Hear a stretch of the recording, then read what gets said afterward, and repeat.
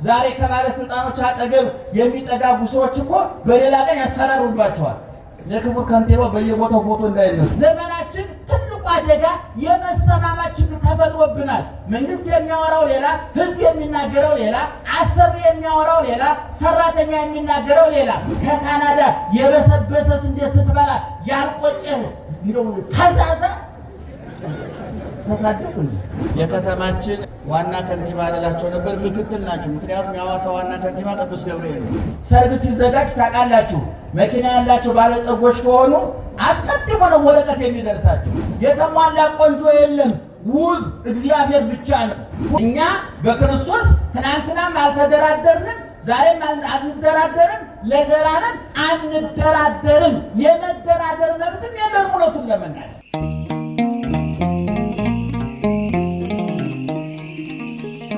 ብፁዓን እንዲህ ሁላችን ምን የምናስተምረው እናንተ ማውራት አቁሙ ለጊዜውና አሁን እኛ እንናገር፣ በኋላ በማይበር ታወራላችሁ። በስመ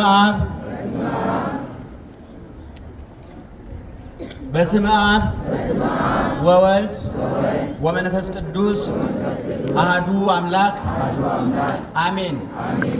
ብፁዓን ሊቃነ ጳጳሳት፣ ቀደም ሲል ስማችሁ የተዘረዘረው የቤተ ክርስቲያኒቱ የተለያየ ስራ ኃላፊዎች እንዲሁም የከተማችን ዋና ከንቲባ አላቸው ነበር፣ ምክትል ናቸው። ምክንያቱም የሐዋሳ ዋና ከንቲባ ቅዱስ ገብርኤል ነው።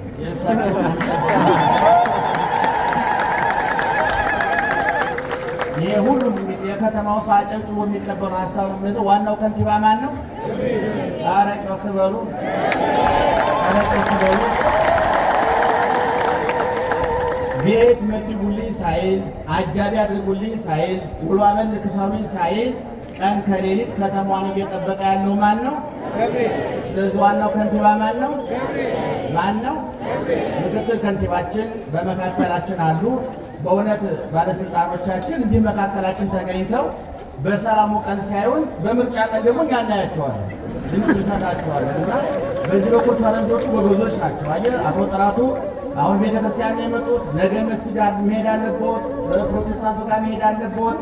እግዚአብሔር ለሚል ያጋጥመውት ማስተዳደር አለበት። ምክንያቱም ለነፍሱ እንጂ ለኪሱ እንጂ ለነፍሱ አልተመደቡም።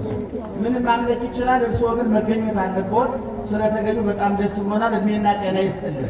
የእግዚአብሔር ቤተሰቦች ምዕመናን እንዴት አደራችሁ? እንዴት አረፈዳችሁ? እንዴት ቆያችሁ? በየጊዜው በየቦታው በየምክንያቱ መስማት በምንችለው ልክ የሚነግረን መኖር በምንችለው መጠን የሚያስተምረን ትናንት የነበረ አሁን በዚህ ሰዓት በእኛ መካከል ያለ ነገ ከነገ ወዲያ በሐዘኑ በደስታው በትርፉ በኪሳራው በጤንነት በበሽታው በሙላት በመሙላቱ በመጉደሉ በከፍታ በዝቅታው ከመካከላችን የማይለየው ከጎናችን የማይጠፋው በጊዜ በቦታ በሁኔታ የማይለወጠው ትናንት ወዳጅ ዛሬ ወዳጅ ለዘላለም ወዳጅ የሆነው አምላካችን ኢየሱስ ክርስቶስ ክብርና ምስጋና ይግባው። ክብርና ምስጋና ይግባው። እናንተ የምትሰሙት እኛ የምንናገረው አይንሳችሁ። እግዚአብሔር ጆሮአችሁን ይክፈት፣ አንደበታችንን ይፍታ። በመላ በግምት በይመስለኛል የግል ሐሳባችንን እንዳናፈስባችሁ ጆሮአችሁን ይጠብቅ እግዚአብሔር፣ አንደበታችንንም ይቆጣጠር መንፈስ ቅዱስ። ዛሬ መልአኩ ቅዱስ ገብርኤል የሚታሰብበት ዓመታዊ በዓል ነው። ኦርቶዶክሳዊ ተዋሕዶ ቤተክርስቲያን አምላክን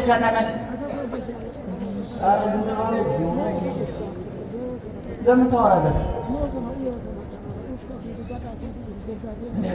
ጆሮዬ ከርቀት ስለሚስብብኝ ነው ምዕመናን። አሁን አይናሞቹ አይገባቸውም። ይሄ የኛ አይናችን ጆሮአችን ጋር የተደረገው ዲሽ አለ እዚህ ጋር የነሱ ሙራን ጆሮ ዲሽ ተገጥሞላቸው ይገርማል። ከርቀት ነው የሚሰማውና አዳምጡን እኛና። ስለዚህ ምጥን ስብስብ አድርገን ጥቂት ነገር ነው የምንነግራችሁ። እውነቱን ለመናገር ከኔ በኋላ የሚመጡ ሰዎች እንዲተባበሯችሁ ብዙ አጋጣሚ ለምንላችኋለሁ እንጂ እኔ አጭር ነገር ነው የምናገረው። አላንዛዛም። የዕለቱን ታሪክ በስፋት በጥልቀት በምላት ንባቡን አንበበን ትርጉሙን ተርጉመን ምስጢሩን ተንትነን ኃይለ ቃሉን አብራርተን ማታ በደንብ እንነግራችኋለን። አሁን ለንግሱ የሚመጥን እጥር ምጥን ሰብሰብ ያለ ለምን መጣ የሚለውን ሐሳብ ብቻ ለመናገር ነው የቆምኩት። ዛሬ አራት ወገኖችን እናከብራለን። አንድ ትናንትና ሹም ዛሬ ሹም ለዘላለም ሹም የነበረ ትናንት ንጉሥ ዛሬ ንጉሥ ለዘላለም ንጉሥ የሆነ በፍጥረታት ሁሉ ነግሶ የሚኖር አባታችን እግዚአብሔር ዋናው ነጋሽ፣ ረዳት፣ ምክትል፣ ሁለተኛ የሌለው ሁልጊዜ ብቸኛ ገዥ፣ ሰጭ፣ ነሽ በሁሉ ነገር የሚተካከለው የሌለ አባታችን እግዚአብሔር እናከብራለን። በሁለተኛ ደረጃ እግዚአብሔር ለሚሰራው ስራ መልእክተኛ ሆነው ጉዳይ ፈጻሚ ሆነው ሳያርፉ ሳያንቀላፉ ሳይተኙ ሳይራቡ ሳይጠሙ ሳያገቡ ሳይጋቡ ሳይዋለዱ ረቂቃን መላእክት እግዚአብሔር ሲልካቸው እስር ቤቱን ሰብረው እስር ቤት ተገኝተው እሳት የሚነድበት ቦታ ተገኝተው ወላፈኑን አብርደው በበረሃ ሲንከራተቱ የበረሃውን ቃጠሎ አብርደው እየተላኩ ሁሉም ቦታ እየተገኙ የሰው ልጅ ያገለገሉ ቅዱሳን መላእክት አሉ። በሁለተኛ ደረጃ እነሱ እናያለን። በሶስተኛ ደረጃ እግዚአብሔር ቸርነቱን መልአኩ ረዳትነቱን እንዲገልጥላቸው ራሳቸውን ያመቻቹ ዓለማዊ ፍላጎታቸውን በሃይማኖት መላት ገርዘው የጣሉ ፍላጎታቸውን ያራገፉ የዓይን አምሮት የሥጋ ምኞት ያላታለላቸው ወርቁ ብልጭልጩ የሚታየው ነገር ሹመቱ ሽልማቱ ግምጃ አውራጃው ያላታለላቸው ልብላ ልጠጣ የሚል ስግብግብ ሰውነታቸውን በእግዚአብሔር ፈቃድ ቆርጠው የጣሉ ወጣትነታቸው እንደ እንፋሎት የሚለበልብ ሥጋዊ ፍላጎታቸውን የገደሉ ወጣትነታቸውን ያስባረኩ መብላት መጠጣት የጥሩ ኑሮ መመዘኛ ነው ተብሎ በሚወሰድበት ዓለም መርጠው የበሉ መርጠው ያሰቡ መርጠው የተናገሩ የንጉሱ ግርማ ሞገስ ያላስደነገጣቸው ወጣቶች ናቸው። ነገ ብሩህ ተስፋ ይጠብቃቸዋል።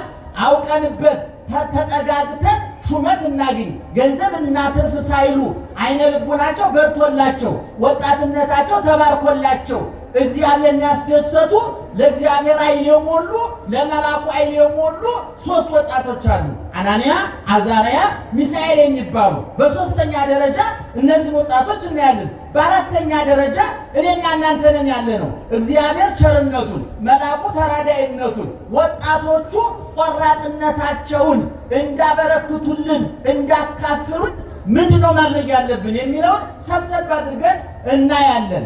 እንግዲህ ይሄ ታሪክ 2600 ዓመት የሞላው ታሪክ ነው እየተረክን ያለ ነው። መቼም ኦርቶዶክሳዊ ተዋሕዶ ቤተክርስቲያን ከምትደነቅበት አንዱ የሚታየውን ነገር የሚዳሰስ ማድረግ ትችላለች።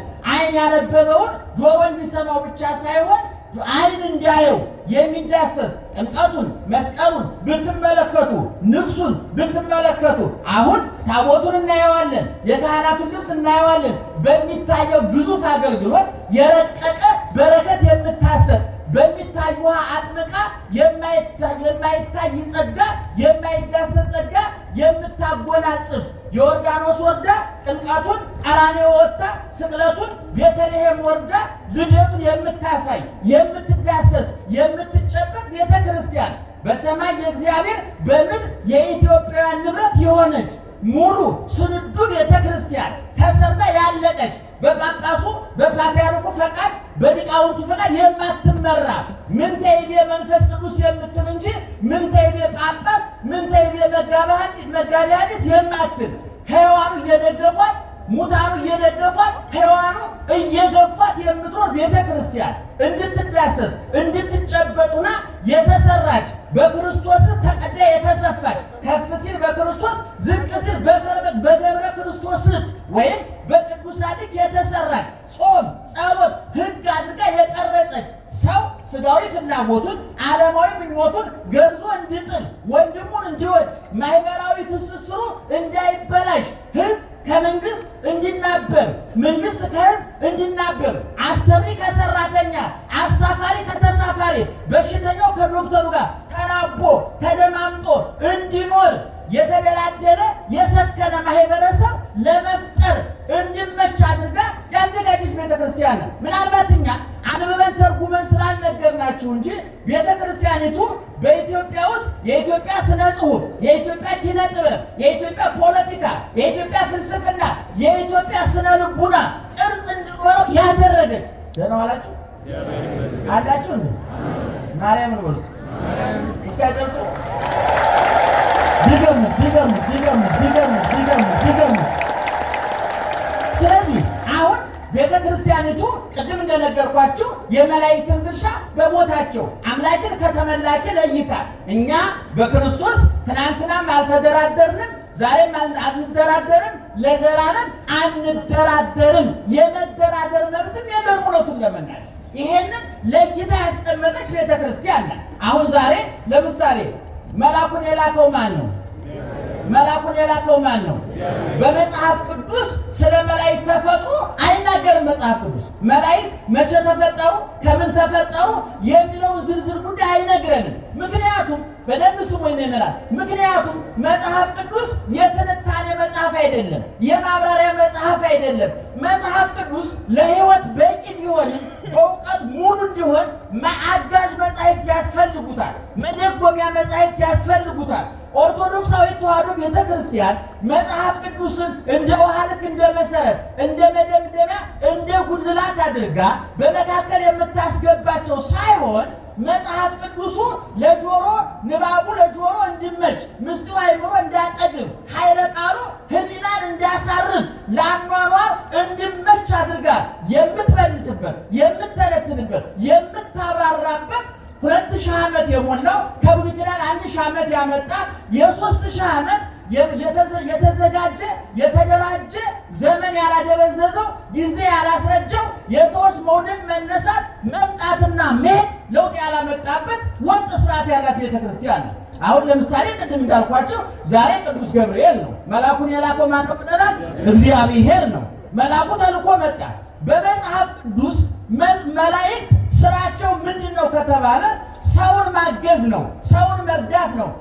አረጋዊ መንፈሳዊ የሚባል የቤተ ክርስቲያናችን መጽሐፍ አለ። እንዲህ ይላል። በግዕዝ አንብበውና በአማርኛ ተረጉምላችኋለሁ። ወበከመ ደመናት ይነሱ ማየ እምነ ባሕር ወይነዝሁ ዲበ ምድር ወያበቁሉ ወያሰንዩ ፍሬያተ ከማሁ መላእክትኒ መንፈሳውያን ይነሱ ምህረተ እምባሕረ ምሕረቱ ለእግዚአብሔር ወይሰውጡ ውስተ ነፍሳቲሆሙ ለጻድቃን ከመ ይልሐቁ በአእምሮ እስከ ፍጻሜ። አማርኛ ደመና ውሃውን ከውቅያኖስ ቀርፎ ወስዶ በደረቀው ምድር ላይ ባፈሰሰው ጊዜ ወይም ዝናብ በጣለ ጊዜ ማለት ነው። የደረቀው መሬት ይርሳል፣ የተተከለው ይበቅላል፣ የበቀለው ይለመልማል፣ የለመለመው ያብባል፣ ያበበው ያፈራል፣ ፍሬው ለምግብነት ለፍጻሜ ይደርሳል። እንደዚህም ሁሉ መንፈሳውያን ሰማያውያን ደመናት ያላቸው ቅዱሳን መላእክት የይቅርታ ውቅያኖስ፣ የምህረት ውቅያኖስ፣ የፍቅር ውቅያኖስ፣ የማይነጥፈው የማይደርቀው ዘወትር ሞልቶ የሚኖረው የቸርነት የምህረት የፍቅር የጸጋ ውቅያኖስ ከሆነው እግዚአብሔር ቸርነቱን፣ በረከቱን፣ ጸጋውን፣ አዳኝነቱን ቀርተው በሰዎች ላይ በክርስቲያኖች ላይ ባፈሰሱት ጊዜ በኃጢአት የደረቀ ሰውነት በንስሐ ይለመልማል። በንስሐ የለመለመ ሰውነት በቁም ነገር ያብባል። በቁም ነገር ያበበ ሰውነት በክብር ፍሬ ይሰጣል ብሎ አረጋዊ መንፈሳዊ ይናገራል። በዚህ በመዝሙረ ዳዊት 190 ወይም 91 በቅንፉ ከቁጥር 8 ጀምሮ ደግሞ እንዲህ ይላል። እይቀርብ እኩይ ኀቤከ መቅሰፍት፣ ክፉ ወደ አንተ አይቀርብም። ወይበው መቅሰፍት ቤተከ፣ መቅሰፍት ወደ ቤትህ አይገባም። ምክንያት እስመ ለመላእክቲሁ ይእዝዞሙ እግዚአብሔር ከመ ይዕቀቡከ በኩሉ ፍናዊከ፣ በመንገድ ሁሉ ይጠብቁ ዘንድ ወበእዴዊሆሙ ያነስኡከ በእጆቻቸው ያነሱ ዘንድ ከመ ይትተዓቀብ በእብን እግርከ፣ እግርህ በእንቅፋት እንዳትሰናከል ይጠብቁ ዘንድ ቅዱሳን መላእክቱን ስላንተ ያዛቸዋልና ክፉ ወደ አንተ አይቀርብም፣ መቅሰፍትም ወደ ቤትህ አይገባም ማለት። በማቴዎስ ወንጌል ምዕራፍ 18 ቁጥር 10 ላይ ደግሞ እንዲህ ተብሎ ተጻፈ። ዕቁ ይታስተሐቅርዎሙ ለአሐዱ ምሉዕ ንዑሳን፣ ከነዚህ ከታናናሾቹ አንዱን እንኳን እንዳትንቁ ተጠንቀቁ። ታናናሽ በምንድን ነው ቢሉ በዕድሜ በእውቀት በመልክ በሀብት በስልጣን በጤንነት በዕድሜ ከኛ ያነሱ በመልክ ከኛ ያንሳሉ ብለን የምንገምታቸው። በመልክ ማንም ከማንም አያንስም፣ የዓይን ጉዳይ ነው። እኛ ተስማምተን እገሊት ቆንጆ ናት ብለን እንሸልማለን እንጂ እንከኑ ብዙ ነው። ጥርስ በረዶ መስሎ አፍንጫ አድራሻው ሊጠፋ ይችላል። ጸጉር ዞማ ሆኖ አይን ጉድጓድ ሊሆን ይችላል። የተሟላ ቆንጆ የለም። ውብ እግዚአብሔር ብቻ ነው። ሁሉም በጊዜው ምን አድርጎ ሰራው? ውብ አድርጎ ሰራው። ሁላችንም ቆንጆ ነን። የቁንጅና ወዳዳሪዎች መልክ የያዝልን እንጂ እግዚአብሔር በእግዚአብሔር ላይ ሁላችንም ምንድን ነን? ንገሩ። ውቦች ነን፣ ቆንጆዎች ነን። ምክንያቱም ደምግባታችን ክርስቶስ ነው። የክርስቶስ ደም በውስጣችን አለ። ሁላችንም በቁስሉ ተፈውሰናል፣ በችንካሩ ነጽተናል። በሞቱ ሕይወት፣ በመቃብሩ ትንሣኤ፣ በመራቆቱ ልብስ፣ በመራቡ ጥጋብ፣ በመጠማቱ እርካታ አግኝተናል። ኮምጣጤ መራራ ኮምጣጤ ጠጥቶ ጣፋጭ ወጥ አጠጥቶናል። በጥፊ ተመቶ ከሰይጣን ጥፊ አውጥቶናል። በጅራፍ ተገርፎ ከሰይጣን ጅራፍ አውጥቶናል። ስለዚህ ሁላችን ምንድን ነን? ውቦች ነን። ስለዚህ በቅድም እንደተናገርኩት ከነዚህ ከታናናሾቹ አንዱን እንኳን እንዳትንቁ ተጠንቀቁ አለ። ምክንያት ለምን እንዳትንቋቸው ተጠንቀቁ አለ? እብለክሙ ከመ መላእክቲሆሙ ወትረ ይሬኡ ገጾ ናዌ ዘበሰማያት። እውነት እላችኋለሁ መላእክቶቻቸው ልብ አድርጉ። የነማን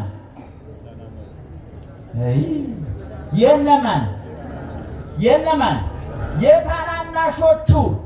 ታናናሾች ማለት ሰርግ አስባቸው የማንጠሯቸው ለቅሶ ቀሩም ብለን እማናማቸው ማለት ነው። ሰርግ ሲዘጋጅ ታውቃላችሁ፣ መኪና ያላቸው ባለጸጎች ከሆኑ አስቀድሞ ነው ወረቀት የሚደርሳቸው። እውነቱን ለመናገር ለሰውየው ከመስጠት መኪናው ላይ መለጠፍ ይቀና ነበር። መኪናው ቢገለበጥ መካከል ላይ ሰውየው አይጠራም ማለት ነው። አንዳንዶች ደግሞ ቢመጡም ጥሩ ነው፣ ኧረ ቢቀሩም ችግር የለም የምንላቸው ደግሞ ገንዘብ የከዳቸው፣ ጤና የከዳቸው፣ ዘመን የከዳቸው፣ ያተርፉ የነበሩ የከሰሩ፣ ጤነኞች የነበሩ በሽተኞች እኛ ያገለልናቸው አሉ። እነዚህን እንዳትንቋቸው ምን በሉ አለ? ተጠንቀቁ አለ። ለምን? መላእክት አሏቸው። የአባቴን ፊት በሰማይ ያያሉ። ፊት ማየት ማለት ባለሟልነት ነው። በጽባሕ እቀውም ቅድሜከ ወአስተርኢ ለከ፣ በጧት በፊትህ እቆማለሁ አለ ቅዱስ ዳዊት። ቅዱስ ገብርኤልም ሲናገር አነ ውእቱ ገብርኤል ዘእቀውም ቅድመ እግዚአብሔር፣ በእግዚአብሔር ፊት የምቆመው ማነኝ አለ? እኔ በማን ፊት? ፊት ነሳው ማለት ነው በአማርኛ። እስኪ ንገሩ። ፊት ነሳው፣ ፊት ነስቶኛል ስንል ምን ማለታችን ነው? ፊቱን አያሳየንም ማለታችን ነው? አይደለም። ፊት ነሳው ማለት አኮረፈው፣ ተጣላው ማለት ነው። ገብርኤል በማን ፊት ነው የሚቆመው? በእግዚአብሔር ፊት ነው የቆመው። ሰይጣን በእግዚአብሔር ፊት ይቆማል፣ ግን በጥላቻ ነው። ገብርኤል በእግዚአብሔር ፊት ይቆማል ማለት ባለሟል ነው፣ ወዳጅ ነው፣ ምስጢረኛ ነው፣ ተላላኪ ነው፣ ታዛዥ ነው፣ የቤተ መንግስቱ የቅርብ ሰው ነው ማለት ነው አይደል? ዛሬ ከባለስልጣኖች አጠገብ የሚጠጋጉ ሰዎች እኮ በሌላ ቀን ያስፈራሩባቸዋል። ለክቡር ከንቲባው በየቦታው ፎቶ እንዳይነሱ ይገርሞታል። በፎቶ የሚያተሩ ሌቦች አሉታቸው። ወዳጅ ናቸው፣ ጓደኛዬ ናቸው እያሉ በስሞት ሊበሉበት ይችላሉ። አንድ ታክሲ ያለው ወዳጅ አለኝና እሱ ሹፌር ነው፣ ረዳት ቀጥሯል። እሱ መኪናውን ያሽከረክራል። ረዳቱ ለካ ብር እየተቀበለ ያታልላል።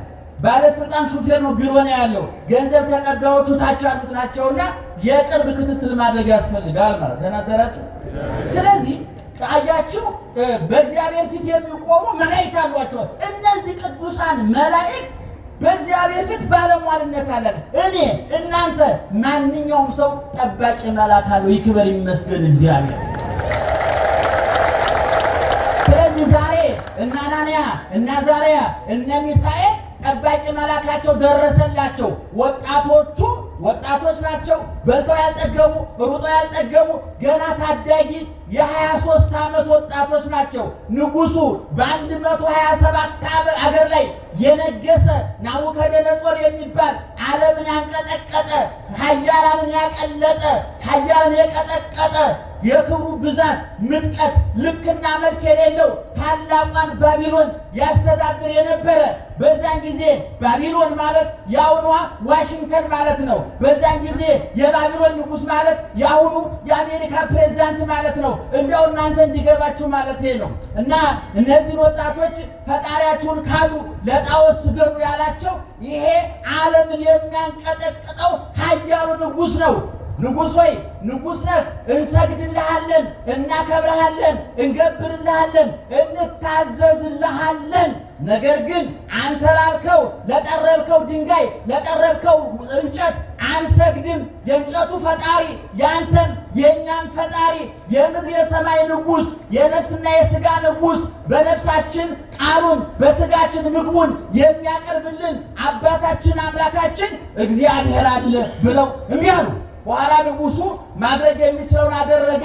ጉድጓድ አስቆፍሮ እንጨት አስከምሮ እሳት አንድዶ እነዚህን ወጣቶች እጅ እግራቸውን አሳስሮ ወደ ጉድጓዱ አስጣላቸው።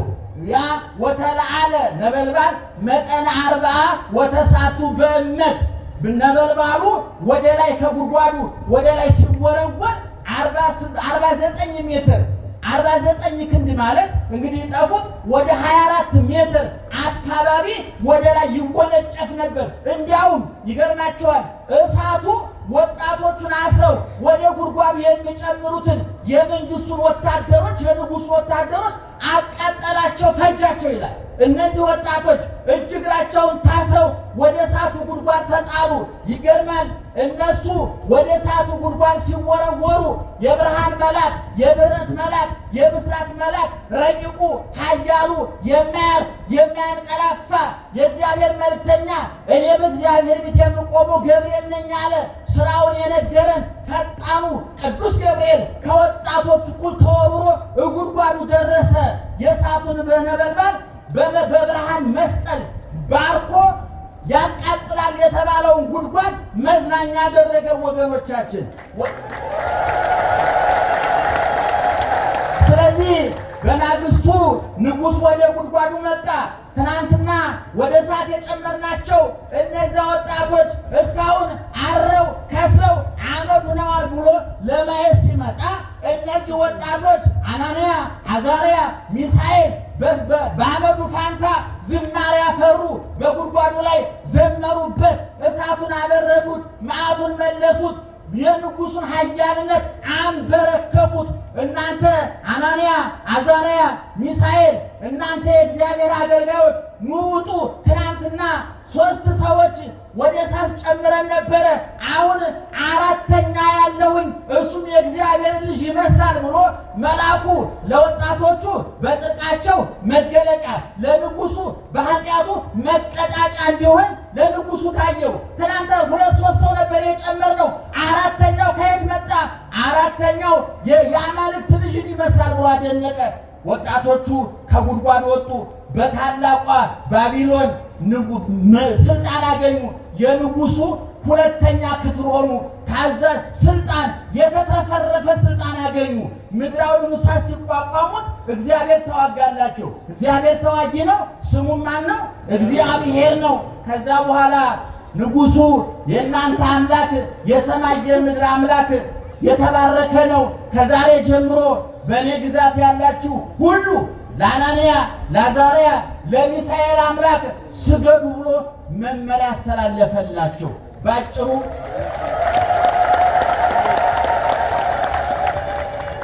ምዕመናን ክርስትና በብዛት አያምንም። ክርስትና ፖለቲካ በብዛት ያምናል። ኳስ በብዛት ያምናል። ፖለቲካ በብዛት የሚያምነው ፓርላማ ውስጥ የበለጠ እጅ አግኝቶ ለማስጨብጨብ ነው። ኳሱ ቲፎዞ የሚፈልገው ስቴዲየሙ እንዲሞላ ገንዘብ እንዲመጣ ነው። ዓለም የብዛት ቁጥር ያምናል። ዓለም ያጨብጫቢ ጋጋታ ይወዳል። ዓለም የበዛውን ይከተላል። ዓለም ላተረፈ ያጨበጭባል፣ የከሰረውን ያሳድዳል። ዓለም ለተሾመው ይንቀጠቀጣል፣ የተሻረውን ይረግጣል። ዓለም ለተሾመው ያሸረግዳል፣ የተሻረውን ያሳድዳል። እግዚአብሔር ግን ባህሪው ከዚህ የተለየ ነው። ካተረፉት ይልቅ ከከሰሩት ጎን፣ ከተሾሙት ይልቅ ከተሻሩት ጎን፣ ከጤነኞቹ ይልቅ ከበሽተኞቹ። እንዲያውም ታላቁ ሊቅ ዮሐንስ አፈወርቅ እግዚአብሔር የት ይገኛል ብለህ ትጠይቀኝ እንደሆነ እስር ቤት ግባ፣ ዓለም በቃኝ፣ ሙት ተፈርዶባቸው የሞት ቀናቸውን ከሚጠብቁት ጎን ተቀምጦ ታገኘዋለህ። ወሶበት ይሄውጦ ለድውይ በየተረክቦ ሐኪም ቤት ገብተህ ነፍስና ስጋው እየተሟገቱ በበሽታ እየተሰቃየ ዘመድ ምነው ሙቶ በተገላገለ እያለ ዘመድ ተስፋ በቆረጠበት ራሱ ተስፋ በቆረጠ በሽተኛ ጎን ከሐኪሙ ቀድሞ ታገኘዋለህ ይላል። ወገኖቼ እግዚአብሔር እኛ ቤት የሚመጣው የህንፃችን ውበት፣ የመኪናችን ብዛት፣ የግቢያችን ብዛት፣ የሀብታችን ብዛት፣ የመልካችን ጥራት ስሞት አይደለም። ከሰማይ ወደ መሬት የወረደው ከድንግል የተወለደው በጨርቅ የተጠቀለለው በበረት የተጣለው የተሰደደው የተራበው የተጠማው የተቸነከረው የተሰቀለው የሞተው የተገነዘው የተቀበረው የተነሳው ያረገው መልሶም የሚመጣው ሀብታችን ሳይሆን ፍቅራችን ስቦት ነው። እንዘባል አንዴ ርሶ ከመትባሉ አንትሙ በልደተ ዚአሁ ራሱን ድሃ አደረገ በሱ ድህነት እናንተ ሀብታም ትሆኑ ዘንድ አለ ቅዱስ ጳውሎስ። ስለዚህ ወገኖቼ ባጭሩ የዚህ ቀን መልእክታችን ምንድን ነው ሲባል ሁለት ሶስት መልእክቶችን ጠቅለል አድርጌ ላስተላልፍ። አንደኛ መሪዎቻችን ከህዝባቸው ጋር እንዲናበቡ እንዲደማመጡ። መቼም የዘመናችን ትልቁ አደጋ የመሰማማት ችግር ተፈጥሮብናል። መንግስት የሚያወራው ሌላ፣ ህዝብ የሚናገረው ሌላ፣ አሰሪ የሚያወራው ሌላ፣ ሰራተኛ የሚናገረው ሌላ፣ ሹፌሩ የሚያወራው ሌላ፣ ተሳፋሪው የሚያወራው ሌላ፣ ዶክተሩ የሚያወራው ሌላ፣ በሽተኛ የሚያዳምጠው ሌላ ሆኖ በሽተኛ ከመድኃኒቱ ችግረኛ ከመፍትሄው ሳይገናኝ ችግር ይፈጠርብናል። ስለዚህ መደማመጥ መስማማት ያስፈልጋል። ለምሳሌ ይቺ ከተማችን ማነው ስሟ? ኧረ ጥሯት በደንብ እኔ ሀገራችን ውስጥ ከተማ ጥራ ከተባለ እኔ ሐዋሳ፣ ባህር ዳር፣ አዲስ አበባ ሌሎችም ተብሎ ነው የሚታለፉት። ሌሎቹ ስለ ሐዋሳ ጨብጭቡላት። አንድ ጸሐፊ እኔ ዓለማዊ ጽሑፎች እወዳለሁና መጽሐፍ ምርቃት ላይ ይገኛለሁና አንድ ጸሐፊ ሲናገሩ ምናለት ፕሮግራም ይጠራና ሰው አቶ ገሌ ገሌ ይገኛሉ ተብሎ ሌሎችም ከሚለው ለማምለጥ ብዬ ነው ጎበዝ ወንቁት አሉ። ሌሎችም ከተባላት ሙታችኋል ማለት ነው። እነንትና ይገኛሉ ተብሎ ሌሎችም ከተባላት ተረስታችኋል ማለት ነው። የኔታ ወልዳብ የሚባሉ ከሸዋ ሄደው የጎንደሩ አብነት የሆኑ ትልቅ አባት ነበሩና በምን ወደ ጎንደር እንደሄዱ ታውቃላችሁ? ደጀ ሰላም ገብተው ዳቦ ተቆረሰና ይሄንን ለሱና ለመበለቷ አሏሉ ሊቃውንቱ። ወይኔ እንደዚህ ዳቦም ከመበለት እኩል ልታደል ብለው ጓዛቸውን ጠቅለው ጎንደር ገቡ ይባላል። እኔ የማይነሽጠው ሰው ደስ አይለኝም። ሐሞቱ የፈሰሰ ወኔ የከዳው እኔ ወገኖቻችን ኢትዮጵያውያን ያንገሸግሸን ይገባል። ውብ መሬት ይዘን እኔ ውጭ ሀገር መሄድ እንደ እሳት የሚያንገበግበኝ እነ ሐዋሳን ይዘን እነ ባህር ዳርን ይዘን እነ ወንዶ ገነትን ይዘን እነ አሩሲና ባሌን ይዘን እንዴት የጎጃም ማርና ቅቤ የሐዋሳ ፓፓያና አቮካዶ እያለ ከካናዳ የበሰበሰስ እንዴት ስትበላ ያልቆጨህ እንደው ፈዛዛ ተሳደቁ አራው ፈዛዛ ደግሞን በእውነት ሊቆጨን ይገባል፣ ሊያንገበግበን ይገባል። አሁን ሰሞኑን ሰምታችኋል። ሶማሌላንድን እኛ እናውቃለን ብሎ ጭምጭምታ ሲሰማ ዓለም ተንጫጭ። አሁን ትናንትና እስራኤል አውቃ አፈነዳችሁ። እውነቱን ለመናገር ጀግናዎቹ በተሰማራበት የሥራ መስክ ውጤታማ ስትሆን ሀገር ትከበራለች፣ መሪ ይከበራል፣ አንተ ትከበራለህ። ቻይናውያን እዛ ሀገር እኮ ለልመና እንኳን ቢመጡ ለግንባታ መጡ ነው የምንለው። ምናልባት ለልመና ሆናል እኮ የመጡት ይገርማቸዋል። አንተ ቻይና ሚሊዮነር እንኳን ሆነ ብትሄድ ስደተኛው መጣ ነው የምትባል። ይቆጫችሁ ወጣቶች፣ ያንገሽግሻችሁ የሐዋሳ ወጣቶች፣ የሲዳማ ወጣቶች ያንገብግባችሁ። በእውነት ጭንቅላታችሁን ሐዋሳ ውስጥ ቆልፋችሁ አታስቀምጡት። አዲስ አበባ ውሰዱት፣ ባህር ዳር ውሰዱት፣ መቀሌ ውሰዱት፣ ኧረ ናይሮቢ ውሰዱት፣ ኧረ አውሮፓ ውሰዱት። እንደ አምፖል ከጣራ በታች የሚያበራ አምፖላዊ የሚቃጠል ጭንቅላት ሳይሆን እንደ ፀሐይ ከሰማይ በታች የሚያበራ ብሩህ ጭንቅላት እንዲኖራቸው ያስፈልጋል። እኔ አዝናለሁ። በአሁኑ ጊዜ ወጣቱን ፕሮቴስታንቱ ጸሎት ቤቱ፣ እኛ ቤተ ክርስቲያን፣ እስላሙ መስጊድ አሽገነው ቀረን። የሰውነትን ድንበር አጠፋንበት፣ የሚገናኝበት ድልድይ ሰበርንበት። በጣም የሚያሳዝን እውነቱን ለመናገር እና እኔ ሰፊ ሀሳብ ይኖራችሁ። እኔ አሁን ለምሳሌ ሐዋሳ ቅዱስ ገብርኤል በመኖሩ እንደ የነፍሱን ተውት፣ የጽድቁን ተውት፣ አማላጅ ነው ጥበቃውን ተውት። ሐዋሳ ተረፈች አላተረፈችም? ንገሩኝ። ሐዋሳ ተረፈች አላተረፈችም? አትርፋለች።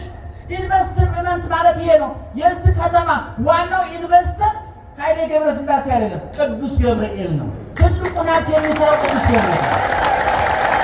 ይህ ማመን አለባችሁ። ንብረት እኔ ፕሮቴስታንት ወንድሞቻችን አካላችሁ ነን፣ ልትወዱን ይገባል፣ እኛም ልንወዳችሁ ይገባል። አገራችን መርከባችን ናት። ኢትዮጵያ መርከብ ናት። በጎ መርከብ፣ ፍየሉ፣ ነብሩ፣ አንበሳው፣ በሬው፣ እባቡ፣ ርግቡ በአንድ መርከብ ነበረ። ኢትዮጵያ መርከብ ናት። 130 ሚሊዮን እባብና ርግብ፣ ፍየልና ነብር፣ አንበሳና በሬ አብረው ደህና